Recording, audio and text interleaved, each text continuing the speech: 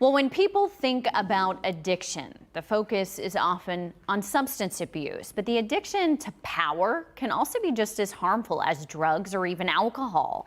And joining us live to talk more about it is research psychologist and psychotherapist Dr. Frieda Birnbaum. Doctor, thank you so much for taking the time to join us this morning. Always a pleasure. Thank you so much. Now, this is something that isn't discussed very often. So walk us through, what is addiction to power?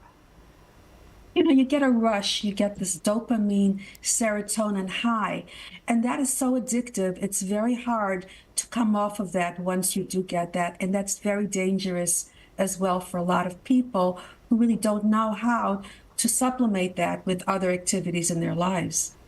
And how can this power sort of create an addiction, or a high rather, that's similar to drugs?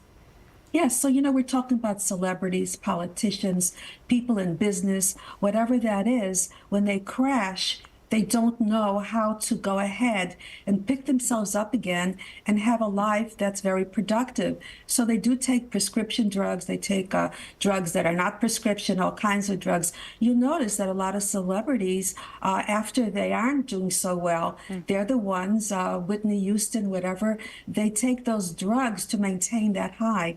And that's very dangerous. We can certainly imagine that this can have some kind of effect on our brain, potentially, with this addiction. Well, it has effects on your brain, but also there are ways that you can get out of that. There are ways that you can gain your power by being prepared, because you're not always on top. If you're in business, you can work for someone else. You can do a startup. If you're a politician, you can give speeches.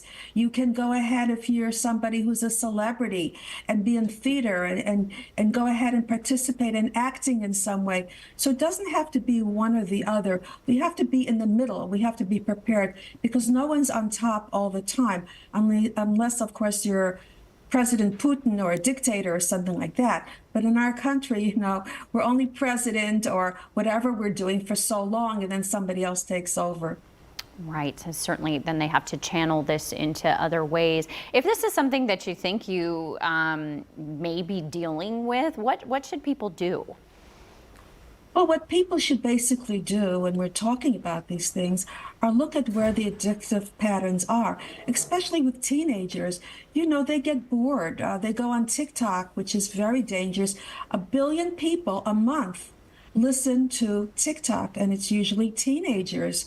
And they're told to go ahead and be entertained instead of doing their homework. So we have to limit that to a half an hour a day for the teenagers. And then there's gaming. Gaming is extremely addictive. It gives you power, and they set it up for these kids to feel empowered each time they do better. So parents have to supervise that as well, to make sure that they have that time to study and do their homework, academics and science, a half hour a night, to know that there are other ways to go ahead and avoid these type of addictive behaviors.